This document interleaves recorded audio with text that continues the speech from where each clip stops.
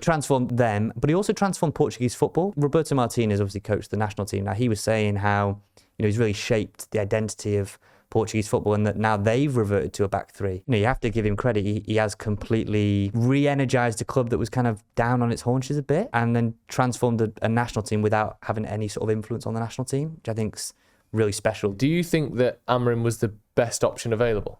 Is he the guy United should have gone for, do you think? Hello, welcome to Stretford, Paddock. This is an exclusive interview. We're joined by Nathan Salt from the Daily Mail, Manchester United correspondent over there. How are you doing? Good, thank you for having me back on. This time with no loud tannoy and Jay trying to fight when I was in Lisbon. I was really pleased because we spoke, like you said, when you was in Lisbon, did an interview via Zoom, and the tannoy started going, and there was all sorts going on, but you kept going, and it was a really good chat when the obviously the Amorim news had broken and you were over there. Yeah, we're going to be getting the sort of the inside story, if you will, on the Amorim stuff. You, like you said, you're over in Lisbon. We can talk about some of that. Also, there's been some other stories and updates in the days following that. But we'll get kind of your story on exactly what was going on in Lisbon at that time. But actually, can we start somewhere else? Before we get to all the Amorim stuff, there was another story that came out today about Bruno Fernandes. Yeah. Sort of, captain, turned, I don't even know. I just first aid attendant on an aeroplane. I just put getting another assist. Yeah, bagged another assist. Classic headlines beat there. Bagged another assist. Yeah, so he was on an EasyJet flight over to Lisbon on Monday with Dallo. So some pictures going around of him getting an award last night alongside some other players. Ronaldo picked one up, and Bernardo Silva and Bruno. Anyway, with Dallo on an EasyJet flight over. He nips to the loo, as people often do on these short flights, and he nips to the loo, and then he saw someone was, I think, basically passing out, or they looked like they were about to pass out. So he was frantically calling the staff, and kind of some of the passengers that were on that flight were saying he's pretty unassuming. He didn't really know. He wasn't making a big deal of, I'm from Man United, I'm the Man United captain, just went about his business, but stepped in when this guy was not very well. Found a seat that he could put this elderly gentleman in, and kind of looked after him a little bit before he went back. And then obviously people realised that, I saw somebody saying that they wanted a selfie with him because he'd kind of been this, hero on the flight, and then later realised he played for Man United. So I was like, of all the reasons to get a selfie. Just because they were like, what a nice moment sort of thing, because they wanted to tell the story, and then realised, it's Bruno Fernandes. So I've got a lot of time for. He does a lot. He's seen this week with the foundation. He'd been going to see some quite ill kids. So yeah, Bruno Fernandes, a lot of time for, and as I said, bagged another assist. Nice line there. It's nice to see, though. I mean, it's kind of standard good person etiquette if you see someone struggling. But at the same time, if you're someone that is, in the public eye all the time, gets a lot of criticism, it must be a little bit easier to go, I'm going to pretend I didn't see that, so I'm not in the headlines. I think it's good of him, and, the right thing to do, but good that he did that and stepped in and tried to help where he could. I think it's nice to see, isn't it? Yeah. I mean, you don't typically see, we've all been there when you're on these flights and you spot a celeb on the flight. I remember I was on a flight to Sardinia. There was some award ceremony over in Sardinia, and Cesc Fabregas was in front of me. Oh, nice. I didn't realise how much he loved games on his iPad, but he basically just played them relentlessly. So he wasn't stepping in for anyone. Nothing happened, but if he was, he wouldn't have noticed. He was so engrossed in his iPad games that would have been it. So no, credit to Dallo and Bruno, and I think they play later in the week. So Barada as well. He's given a speech over there later today at this Web Summit conference. So see what quotes come out of that. Was he all right, the chap, that Bruno? Yeah, all fine. Just kind of, you get a bit dizzy. You don't feel too well in these fights, dehydrated or whatever the case may be. It must be mad if you're him and you're coming round and you look up and there's Bruno Fernandes saying, "You're all right, son." I would think I died. Like I was waking up and there's a bright light. Man United captain is stood over me and I go, "I've died. I can't believe I've died." Joe, you're all right. This is a dream. It's slapping me on the face and giving me some pretzels and that. I'm like, oh my God, the worst case scenario. I hope to be greeted by the United captain if I eventually do get the bright light and Bruno just stood over you. Yeah, it does seem a little bit. I mean, I guess it's a good thing really, and you don't necessarily need to be travelling first class, and maybe there isn't a first class option to Lisbon because it's such a short flight. But it does seem quite surprising that they're on was it EasyJet, did you say? Like, that's what we do. It's quite nice to think of, a bloke earning £1 million a month is just taking the same 60 quid flight that I would if I was going to Portugal. It's such a difficult thing though, isn't it? Because they take these private flights, they get criticised by some groups for just taking these, obscenely expensive and not good for the environment. And they go on a commercial flight and it's kind of, rivals will say, it's small time and you can't win. The Mail wrote the story, my colleague Chris Wheeler, about how Barada, when he went over to have this delegation with Xavi, well, that was before they moved quickly for Amorim, went over on a Ryanair flight, and that was, how small time and this and that. But you can't win. So I just think it was a nice gesture to do. Like you say, good person, you'd hope they would do it. But I've seen plenty of occasions where people don't step up and turn the other way, and sort of not my problem. So, yeah, today giving credit to Bruno Fernandes, definitely. Yeah, definitely. Obviously, there's loads of other stuff to talk about. Let's start a little bit further back with this Ruben Amorim stuff, because it was only, what was it, like a week ago that he Crazy. was linked with United. It feels like it must have been 6 weeks since Ten Hag played that game against West Ham that ended up being his last, but that was 2 weeks ago. That Ten Hag. It seems crazy. That's like a different astonishing era. Yeah, completely. It was like not even a month ago. So you almost immediately after that, you went out to Portugal and started sort of surveying the scene as far as Ruben Amorim was concerned. Yeah, so Monday, he's obviously Ten Hag gets the boot, and then things are progressing quickly. My hopes of a fairly quiet Monday had vanished in an instant, as things often do. And then, booked a flight Monday night. First thing out Tuesday morning, just there.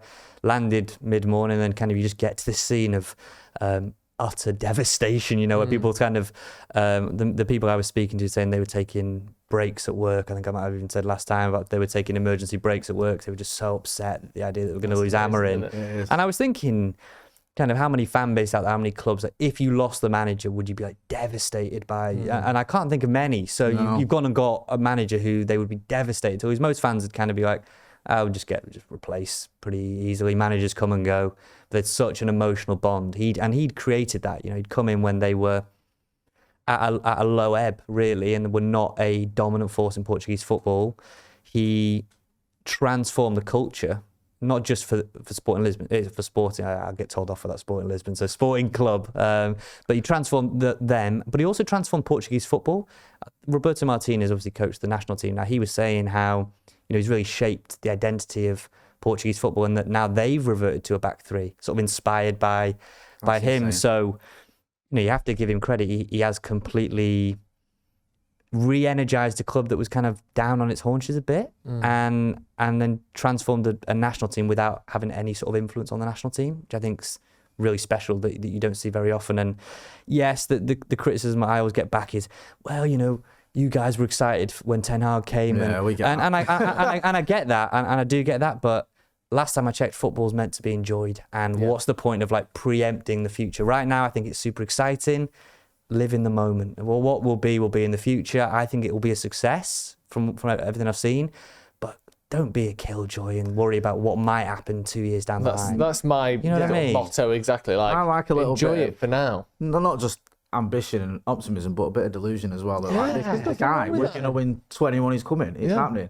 And we always do a bit of that. We were talking earlier off camera. You were saying about obviously the reaction when I spoke to you over in Lisbon. The reaction from the Sporting fans, who were gutted, as you mentioned there. But they were hoping that the coaching staff would stay. Yeah. And now we know that he's brought his coaching staff with him. Yeah, so they're still working on the visas to officially announce it. But you've seen Ruud go, you've seen René Harker and the others go from the Ten Hag complete clear out. That's because he's bringing 5 of his coaches with him, who are incredibly young. I don't want to make anybody feel too old, but a 28-year-old assistant coach, a 29-year-old assistant. The manager's enough for me to feel old. 39, yeah. So the youngest assistant who was described to me, I think his name's Adelio. He's an 11-year-old boy, isn't he? he's a schoolboy. Probably got stronger ideas tactically than some of the others that have been in the building. But Adelio Candido, I think his name is, Angolan coach. He's supposedly the fun coach, the kind of the third assistant or the second assistant that, you need different roles in a dressing room. You need people who are a bit closer. Ruud was that kind of close link to the players. Benny McCarthy, when he was here, was that link to the players. So that's why I expect Adelio Candido to play that kind of role. But it's Carlos Fernandes was the name I kept getting given when I was in Lisbon. I kind of want him to be the guy to take over. He's been sort of working with Amorim as his right-hand man. I mean, Amorim said on record that he thinks Carlos Fernandes can become a better coach than he is, which is a classic case of you're out and about and you're trying to give your friend the nudge, you're trying to give him the big sell if you're out in a club or whatever, and he's great, he's the best lad of the group. Wingman stuff. Yeah, wingman. So he's the best one, sort of thing, and an element of that. But take him at his word. Carlos Fernandes, this inquisitive 29-year-old, forward-thinking coach, hasn't had experience as a number one, but he's coming into Man United with fresh ideas. I think he's really exciting, actually, and I'll be interested to learn more about him. And look, we'll have open training soon ahead of Bodo Glimt, just to see him out there, see the roles, see how it plays out, because that's always fascinating in terms of when I was going to Carrington, I was seeing Rennie Harker was pretty much the most hands-on in the sessions. He was the one who was kind of pulling players apart, and Ten Hag was a bit more in the distance, just kind of observing, and he would get involved a bit later. So the start of sessions, Rennie Harker. So let's see. But Carlos Fernandes, when I was in Lisbon, they were saying, let's keep him. Well, if we lose Amorim, which they were kind of living in a bit of delusion that, we'll be able to keep him, throw the checkbook at him like you can throw the checkbook more than English teams. Maybe we can keep him, but Carlos Fernandes, they were like, let's get him to take over, and now he's also coming as part of this shake-up. Was there any kind of preference from United on who came in and who stayed? And obviously Fletcher stayed, which I guess seems like I don't know what the plan for him is, but he's been there throughout multiple managers now. I wonder if he's kind of on that pathway to maybe taking over from Wilcox in 5 to 10 years' time. I don't know, but he seems to be the only one in that kind of coaching first team setup that stayed. Did United have a preference over Van Nistelrooy, or was it all just, we'll leave it to you? So Fletcher's having a meeting with Amorim this morning, where they were just going to kind of work out what's happening. I think with Fletcher, he's the one you want to keep and probably could keep. I really think there was no way of putting Ruud back into a sort of box in the sense of he'd clearly thrived as a manager, and what realistically could you have offered him? It was not going to be Fernandez's role or Candida's role. So at best, maybe the 4th or 5th choice assistant. And at that point, that's not fair on Ruud. He probably wouldn't want that. I know he sort of said, I'd like to stick around in any capacity. And that was kind of the message, that he wants to stay. As soon as I came back from Lisbon, I kind of got the sense that, and I think I might have even said to you, you've got to give Amorim the keys to do it his way, because you allowed Ten Hag to do it his way, and others that have gone before. And the interesting thing is they've said head coach. They've done that. That's a key change that they've made, working as part of this executive structure. You saw Ashworth yesterday, couldn't stop laughing. He had the giggles basically when Amorim came around. Lost all composure. Dan Ashworth. And lost all composure. But everyone was sort of swooning over Amorim a little bit, weren't they? I mean, he arrived looking very fresh and making jokes about the weather already, and really funny. He's kind of playing down his English, and I've got rudimentary English, but he delivered his training sessions at Sporting in English. So I'm not buying this. My English isn't very good, and he might need to work on his mank a bit and see how that goes. But I think his any fears of can he communicate with the players and everything, he'll be absolutely fine. Great. Just on sort of the reaction to Amorim coming in and obviously Ten Hag going out, you've had a bit of reaction from some of the players as well. I think De Ligt has spoken about it. What have you made of his reaction? Yeah, he was in the mix zone after Leicester, and he said, I feel the most bad, because we were brought in as kind of one of the final pieces of the puzzle for Ten Hag. Clearly got a very, very close relationship from the time together at Ajax. And even De Ligt admitted now, in the last few games, he's kind of found a rhythm that he just didn't have before. And that's not necessarily a shot at Ten Hag, but clearly everything's just lifted. Everybody feels better. They feel more comfortable. And also he's particularly interested in that he was saying, look, I'm quite excited for the back three. I played in a back three at Juventus, played there at times for Bayern, in the national team as well. Comfortable. And I think when you get brought in by a manager and a new one comes in, you sort of think, oh God, I'm going to be on the chopping block. I'm not their pick. They're going to be linked to a lot of centre-backs now, particularly Diamande at Sporting. I think he's a fabulous player. But with De Ligt, I've played a back three before. I know the system. I'm malleable. Amorim can work with me. You know what I mean? I think he was really interested in twofold. I'm gutted for Ten Hag, and I think he's probably more gutted than most. I think it was noted, saw on socials, that Casemiro was very quiet when Ten Hag went, and then was pretty gushing when he was also in the mix zone, saying, what a legend, love working with Ruud, I wish he could stay. Used legend about 10 times in the space of a minute, and then had nothing to say about Ten Hag. So it was a kind of, I'd say, a mix in the dressing room. Some were very glad to see the back of him, and others, Bruno, I would say, one of those that particularly disappointed, because he felt like he'd let Ten Hag down. He seemed to have that feeling as well under Solskjaer. I think Bruno seemed particularly gutted and sad, basically, that Solskjaer are gone. I think he seems like a genuine bloke, Bruno. I know, those little stories of the EasyJet thing are minor things in the grand scheme of things, but people like to talk about him as this sort of shithouse or like petulant or whatever, throwing his arms in the air. And I think the public perception of him is that he's a sort of whiny kind of, childish kind of bloke. But from what you see about him from everything other than on the pitch, he seems very grown up and personally sort of affected by things, which I quite like as a captain. You want someone who reflects the fans' opinions and also cares about the people around him rather than just, I'm not going to write an Instagram post because I didn't really get on. I like that Bruno seems like a genuine person who's affected by what happens around him. Yeah, there was some food trucks outside Sporting where the fans gather before the game, and I just remember one of them, once we got chatting about Amorim, but one of them said to me, why does Bruno Fernandes get so much stick in England? I don't get it. If anything, he's just very, as they said it, very Portuguese. He's just like very, they were just like, he's just very Portuguese. Yeah. And I was kind of like, yeah, but that is, that body language kind of does turn a lot of people off here because it comes across as whining I just think he cares a great deal. And I actually think at times when I'm critical of him, I think he cares a bit too much. I think he kind of plays hearable Superman where he has had to do that at times. But I'm always sat in the press box looking and going, okay, so he's on the left wing. He's number 9. He's number 10. He's left back now somehow. He's CDM in the space of about 5 minutes. Now, I get it, he works incredibly hard. His running stats probably top anyone that he comes up against. But I don't necessarily think Amorim will allow him that level of go wherever you want, let the game just flow around you. He'll be one of those 2 inside forwards, number 10. And I think a little bit more structure can just elevate those numbers even more because you've seen it before since he came in. When he came in that January, he hit the ground running incredible. And his goal, 250 games now, his goal return's fabulous. But I do think because he cares so much, he's willing to do absolutely everything. And he plays through the pain barrier a lot.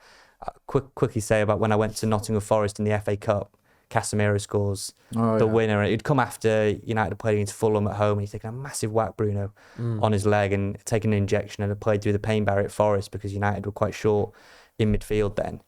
And those kind of things, I know people say, well, you're professional footballer, just get on with it. But we've all taken whacks, and I'm telling you now, I wouldn't want to be going into crunching challenges when I'm not right. So, yeah, he cares a lot. And him calling Ten Hag as a captain, good, honourable thing to do. And I think, obviously I don't know from Eric Ten Hag's side of things, but I'm sure he appreciated the candidness of that conversation. Yeah. You mentioned there about Bruno playing in as one of the 10s perhaps under Ruben Amorim. You mentioned there about De Ligt being pretty comfortable in a back 3. Do you think United have got the personnel there to play in this system if it is to be a 3-4-2-1 or a 3-4-3? I think so. I'm just slightly concerned in the wing back roles because I'm just not sure what he go with because I keep seeing this thing about Garnacho can be the left wing back. I'm terrified of the prospect of that because let's just say you play one of the other big teams in the league and you've got a Salah or somebody, and it's asking a lot for Garnacho defensively, and he will do it now and again, track back, but typically he doesn't. And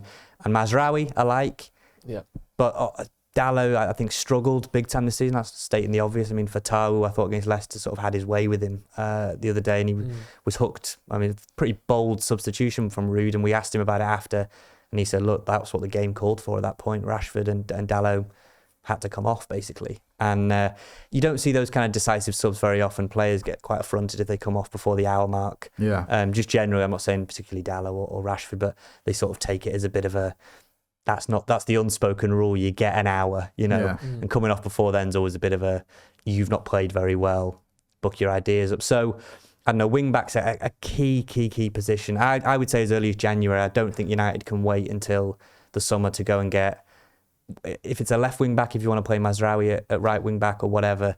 But you're saying about does it fit? It doesn't fit Rashford probably. It doesn't fit Garnacho. It probably does fit Ahmad. And Ahmad and Bruno Fernandes probably benefit from it. Hoyland, what do you do with Xerxes? Now it fits some and doesn't fit others, and that's the nature of a drastic change like this. Is it? How much do you know about sort of the Wilcox and Ashworth and Barada and those above them?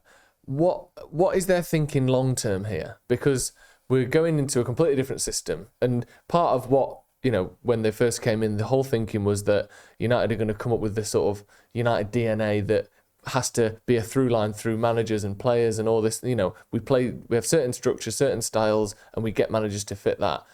3-4-3 is about as big a kind of, maybe not tactically, but in terms of like just personnel difference as you can have. Like all of a sudden we need an extra defender, we need wing backs who can do something completely different. What's the thing? Like, let's say the last 10 years, the average lifespan of a United manager is about 2 years and 5 months.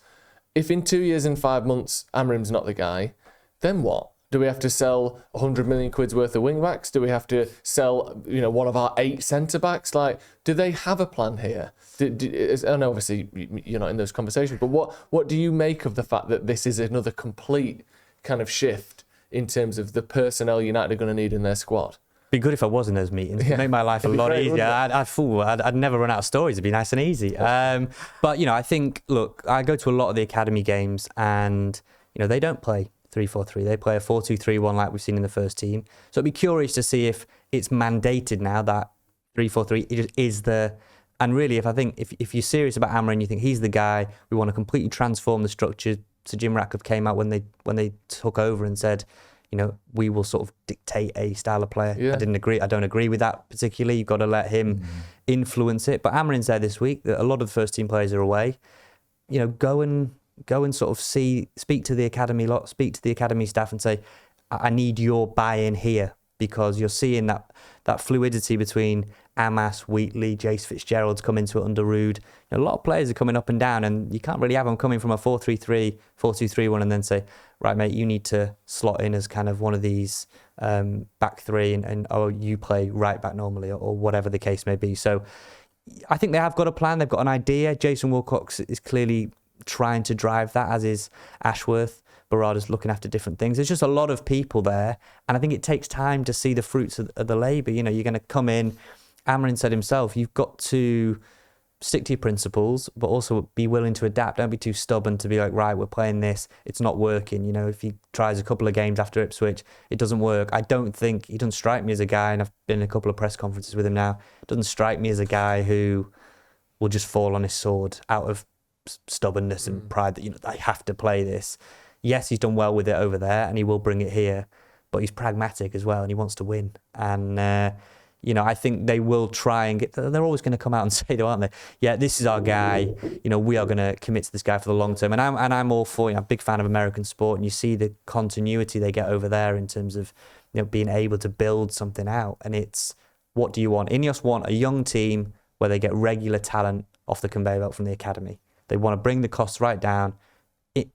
Put money into the academy. You've seen Sekou Kone, I watched the other day. They've got very high hopes for him. Chido Obi-Martin. There's others that they believe have got the capability to come through. They save you millions and millions. Garnacho, Mainu, Rashford over the years. That they save you millions of quid, and that's clearly the mandate at the minute. You've got a young coach to work with young players in a system that I think he just has to. You've got to let him dictate the style of play. I can't stress that enough. I really don't think you can sort of bring Amorim in, all smiles, joking about the weather, pull him into a meeting and say, right, you're going to play this certain way. It doesn't. That'd be like bringing a kind of amazing chef in and then just making them cook pub grub for. Right, yeah. You know what I mean? You've got to let him do what you want him because of what he did at Sporting. Yep. So let him as best he can do that in this structure. Maybe take recruitment off him a bit or keep him involved, but don't give him everything, because then you can let him be the coach that he wants to be. So let's see. I'm excited. I just think you've got to try and live in the moment a bit. He's only just got here, day one. Yeah. It's sunny when he arrives. Not very often that happens. So take that as a good omen, Jay. You know what I mean? Just embrace it. You mentioned there about maybe bringing in a wing back in January. You don't know obviously, but he might look at it and go, that's essential. Do you think that he could do some business in January? United could do, because obviously we spent a lot of money in the summer, and we had to do. It felt like at one point we were selling players to buy Ugarte, for example. It felt like we had to move somebody on. Do you expect United to do anything in January? Do you think it might be difficult for him this season? I think it'll be difficult. Yeah, but I think that shouldn't stop him asking the question. I think it'll be difficult. I just don't think with the system, it's so reliant on wing backs. They make or break that system because they provide that width for you. Now, if he believes that he can transform a Garnacho or a Rashford or somebody into this defensive, and Anthony, who's becoming very frustrated at his lack of opportunity. So we'll see how much longer he can last. But look, say he decides that Anthony's not for me, and he loans out. Maybe make a loan in January. But I think if you want to back him, if they can find funds from somewhere, knock on the door at Fulham and see if you can get Anthony Robinson, and just see and try and flex your big club muscles. Just see, because Fulham are having a very good season, but the chance to play for Man United doesn't come around all the time. And I think I'd be testing the water there, even ahead of the summer. Just give it a go, because if it doesn't happen, you're on his, you're kind of on the mind. Then you're on his mind. Then if it kind of Fulham they fall away in any way, go for somebody that can just slot in, can play the role well, is settled in England, knows the Premier League.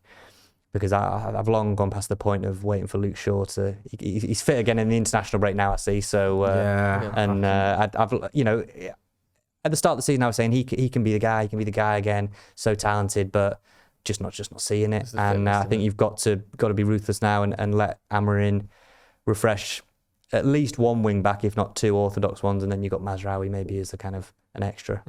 Just finally, do you think that Amorim was the best option available? Is he the guy United should have gone for, do you think?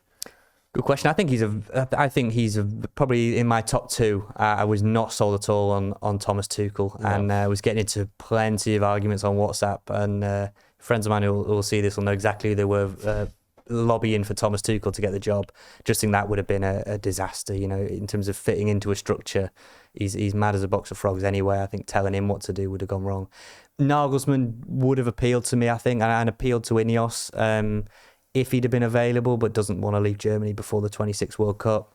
And United need to be decisive, and I think they've gone and got one of the most popular and in-demand coaches in Europe. You cannot deny that. As much as City were quick to come out, weren't they, and say never interested, weren't interested. Liverpool now saying never interested, we only wanted Slot. Yeah, all right then. It's damage limited. You didn't in a way, it's good that they think they have to come out and say that. Yeah, that shows something in itself. I wasn't keen anyway, sort of thing. Yeah, you know what I mean? I didn't fancy her anyway. That's exactly how it felt. It made me laugh that all of a sudden all these sort of journalists from Liverpool and City all had the same briefing at the same time. It's like, look, didn't fancy her anyway. I wasn't keen anyway. So it's super exciting. Like I said, go back to, I was racking my brain when I was writing this piece in Lisbon, like what clubs would people be like gushing, like weeping over? I couldn't come up with many answers. And to get somebody like that is really exciting. I think Ajax fans were gutted to lose Ten Hag, let's be real. But I don't remember seeing many people weeping on the streets of Amsterdam that he'd gone. And really, Amorim's completely transformed. I have to stress it again. He took a club that was struggling big time and has made him the dominant force. 2-0 down the other day, I think it's a perfect example of him. 2-0 down away at Braga. Here comes the first defeat. Going to United on the back of a defeat. Everyone's kind of getting their tweets prepped and ready, and then come back and win 4-2 and keeps this unbeaten streak alive. And he set them up for what could be a really, really special season. So we'll see. But Sporting Lisbon gave a press conference yesterday where they were saying, we're not selling any of our players in January. Don't even think about it. Don't even ask. That'd be like twisting the knife, and if we went back in there and got Yokeras in January. Well, just entire coaching staff, and we'll have the top score. I just wanted to, just before I let you go, ask you about Casemiro, because you mentioned earlier about Ligt and some of his comments about obviously Ten Hag, and Casemiro, I think it was after the Leicester game, was talking about his form and his season. He mentioned the Liverpool game as well. Yeah. And he was a little bit prickly, shall we say, about it, a bit defensive. And we've seen, I don't want to be melodramatic, but a little bit of a rejuvenation of Casemiro, because I speak for myself here. After last season, the Arsenal game in particular, I thought, and Palace game, I thought he's done. Liverpool at home this season, it was almost painful watching him sort of going through that, but he has turned it around, for want of a better expression. What did you make of his comments, and what do you make of going forward, the role he could play under Amorim? Yeah, well, I think I was in the same boat as you two. Palace away was so galling, it was kind of, and the worst part about it was you saw that kind of body cam footage that was like Elisa, something you just see kind of Casemiro, but it made it just 10 times worse. FIFA, it was like a FIFA. Was that when he slid across? Yeah, and he was like first thing like one of those Nike adverts released before a World Cup. Someone getting absolutely skinned, and it's Casemiro sliding. And just watching it, and I so and then Liverpool, you do just feel sorry for him, and I think you could even hear it in the commentary. It was Neville on there just saying it's hard to watch this because you're watching a fabulous footballer, like an accomplished player who's won the lot, as his wife likes to regularly remind everyone on Instagram, and you're just seeing him kind of lost before his eyes. And I think what you've seen, though, is that he has had a bit of a renaissance. And at least I think it's credit to him. He's given Amorim food for thought, because I think we all thought, Ugarte, Mainu, that'll do. That's your first choice. And then, there'll be people that come in and out that can slot in. Maybe Bruno drops deeper if you want to put a Garnacho in or whatever the case may be. You've got Eriksen, who's kind of really rejuvenate as well. I think he should get a new contract, but that's all up in the air at the minute. But Casemiro is interesting because I think he has actually given Amorim food for thought, which if you'd have said that to me, after Liverpool, there's a new manager going to come in eventually and he'll still be part of the plan, I wouldn't have believed you. So yeah, a little bit prickly about that Liverpool game. He was kind of keen to point out that don't remember anyone being good in that Liverpool game, and I've actually had a pretty good season actually. All right, so leave it, leave it, back off. No, as well, but I think Casemiro, that tandem's actually very effective, especially in big games. Yeah, would you like United just go and blow the brakes off everybody? Of course, but you've got to be pragmatic, and especially in a 3-4-3, if we do see maybe one winger, say it's a Mazraoui and a Garnacho or a Rashford and a Dalot or something, you do need defenders in there. You can't just chuck a load of attackers and go, this is great, innit? Like, just, Ahmad, Bruno, Garnacho, Rashford, just like 8 in attack and just have like De Ligt and Martinez mopping up at the bat, hopefully, and Ugarte.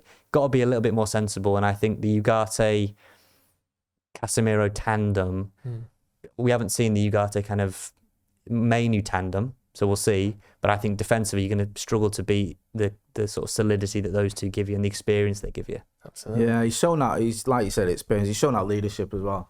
And he made me laugh. I think it was it the Paddock game where we scored and everyone was going mad, all the United players celebrating. He just didn't look that bothered. Not that I'm saying he's sulking, but when you've won 5 Champions Leagues, a goal in the Europa, but when he had mid-table, probably not the most. Yeah, it's probably not the most exciting moment in your career. But was it against Chelsea where he was having a go at Garnacho for giving the ball away? And again, like, you do need people that hold others accountable in the dressing room. And United have got experience, but there's also quite a lot of young lads in there, and few can light a candle to what Casemiro has done. So, look, he would love to still be involved, but he won't want to just be there as a spare part. So he's probably one of the more interesting characters to keep an eye on, because, like you say, defensively as well, there are others. What happens now with a Maguire, Yoro, everyone's expecting to get accelerated up. The wing backs are really fascinating. Xerxes obviously wasn't an Amorim pick. What can happen there? Gyökeres is the name that everyone's going to link to Amorim, but Højlund, can he really step up? He's struggling at the minute. I watched him at the weekend, and again, I think it was against PAOK. He had 1 touch in the PAOK box. Leicester, I think it was 1 touch in the box. He's struggling big time, and you need to see how Amorim can unlock his potential, because he works hard and is someone that I've invested a lot of stock into, that I think he can, in plenty of group chats, I'm going to be crucified if he doesn't. So, I hope he does, because otherwise I'm absolutely done for. But Højlund is struggling. But I think you're just looking at players going, who can get better under the new manager, and who's probably at their ceiling and needs to move. And I think there's a few that I think can get better, but there's a few also that Casemiro is that one where, can he get better potentially in the right role?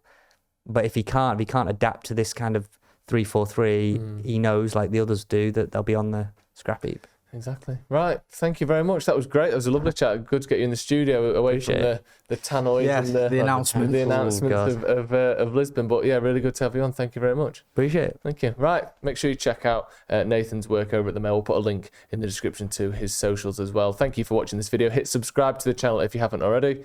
We'll see you in a bit.